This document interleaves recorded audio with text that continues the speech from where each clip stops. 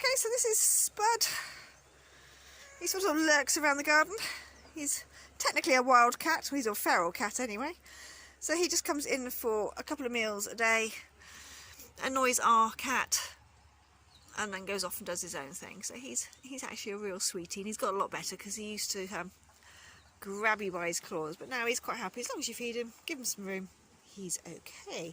So what I thought I'd talk about today was actually small gardens. So our garden is sort of, well, I suppose it's divided into lots of little gardens, and I thought this was an idea for those who've got like courtyard gardens or a small space and not quite sure what to do with it. So this is what we've done with an area that was technically all the hardscaping was set up into. So if I just walk you to the gate first of all, and do a quick 180. So okay, we are blessed with a massive great wall, but along this side, and it's a funny part of the garden, so we've just planted it with a lovely pink Bourbon rose. I've got absolutely no idea what she's called, but she's very prolific, easy to propagate, and incredibly spiny. But the scent from this rose, if I get a little bit closer, is absolutely fantastic. So when you walk in here on a nice sort of warm sunny day, you're sort of hit with the scent. And it just makes you feel good. So again, so she's done with a nice little species fuchsia. So this was all set up when we actually bought the property, but the little bits were all done through cobbles, and over the years we've actually just tiled or concreted because it's just actually easier to keep it going. This little fern, this came from my grandmother. Well, it's a cutting from my grandmother. Unfortunately, when she died and we emptied the house, we found this poor little fern wrapped around a stone and about 3 grains of soil around it. So it was brought home, looked after, and this is probably about a 30th generation one, but they do like it out here. Great for flower arranging. So again, we'll just go down. So we've got our favourites, bromeliads, and the beautiful yesterday, today and tomorrow. And I think the great thing about gardening is the fact that sometimes colour codes and schemes don't actually matter, because you wouldn't usually put purple and orange together, but in this setting I think they do rather well. So just moving on through. Again, you can make features out of anything. So this is an old garden table top.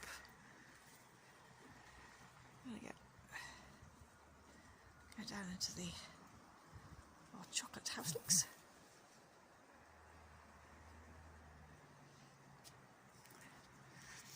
So we've got the ablutin. Not one of my favourite plants. I always find they tend to actually get a bit scraggy. But this one actually is looking very well. So we've got pink bougainvillea and purple salver at the back. And again, these sort of do their own thing. They just get trimmed back a couple of times a year. Again, another yesterday, today and tomorrow. So it gives you ideas that even with a small planting area, just by creating a series of beds, a series of paths and everything else, you can actually create a very, very interesting feature. Again, you know, apart from the sweeping and everything else, the maintenance is fairly low. And you can actually add, you know, bulbs, small winter plants, spring flowers, everything else. You can change it all the way through the seasons. I mean, this one doesn't change so much because of the way it's planted, but you know, yourself, you could do all sorts of different things with it. And again, all you'd need is a series of steps and you've got an elevator garden. Okay, just moving down through. Okay, again, these were all built because of all the grapevines we've got. I'm not sure how good the light is today. So, there's the hortensias. Again, our favourites, bromeliads, because they just actually pop up any little area. Daisies that self-seed. Cosmea. Again, that's not really one of my favourites, but And then again. So again, it's just little ideas you can do. You've got a small area, you might not actually want it to be grassed, and you just don't want shingle or actually really, really cold, hard concrete. So something like this with a crazy paving, adds different colours, different texture. And then just small gardens which you can plant, easy to look after and easy to water. Just take it away from the bins. So again, just so you get a view. Okay, we're lucky we have the grapevines here as well. So in the summer this is fantastic because it drops the temperature in this section of the garden by about 2 or 3 degrees. And it's just lovely when you walk in on a hot day. Not so nice at the end of the year when the grapes begin to smell. We don't actually use the grapes, and we don't actually have people in because they just use too many chemicals and too much sulphur. And they wanted to poison all our lizards, the blackbirds and everything else. So we said no, that's it. So I'll take you on to another piece of the garden just to show you something else. I thought we'd take one last look at the Solognes. As temperatures are rising at the moment, these are going to go over fairly soon, so I thought it was just worth having another look at their beautiful splendour. So they're looking fantastic.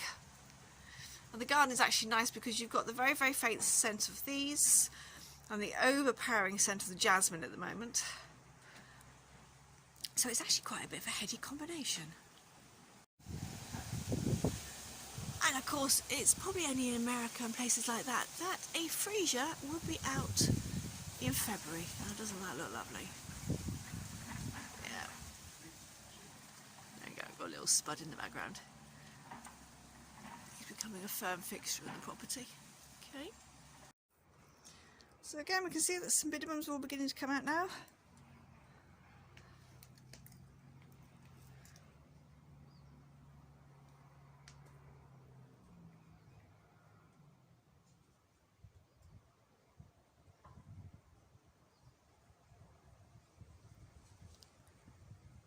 So some have actually come out before Christmas, and the others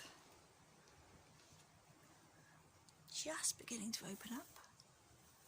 Like this one here, this is a very odd one, it's a little chocolatey one.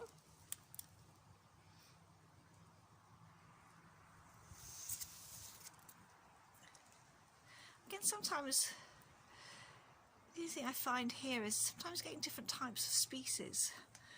And then when people do have them, they tend to be quite sort of closely guarded. But there we go. For all orchid lovers, isn't that looking spectacular?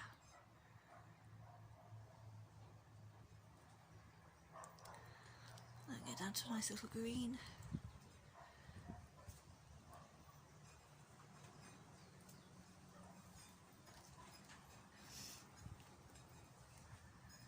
Others just begin to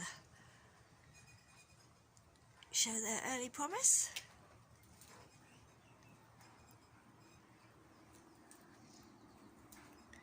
And slowly the orchid house now is just beginning to show a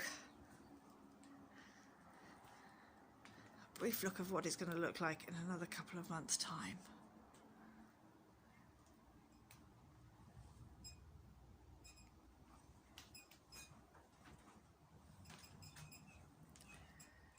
We've got the lovely Sapatino, so that's a slipper orchid.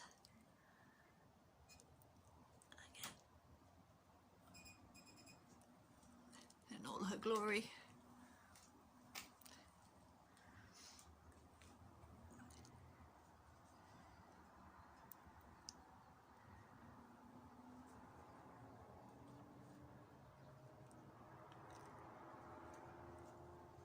So what's lovely at this time of year is that you've got ones that are out, and then you've got the promise of everything to come. Now, what I did want to show you, as I've said before, we've got very much into bromeliads as well now, is this one. And this is a lovely specimen. Again, it was one of those sort of lucky finds. You were sort of rootling around, and there it was. So this definitely had to come home. So we're waiting for this to produce pups. It's quite strange to think that bromeliads actually produce pups. So we've been quite lucky with some of the others, and we're hoping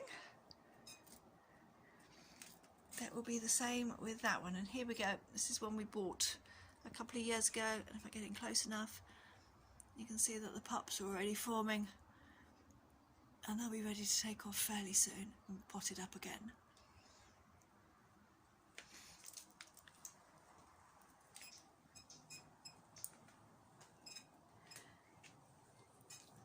Okay, well, that's it for today. So I hope you enjoyed this bit of the garden, and I'll see you next time. Thanks a lot. Bye-bye.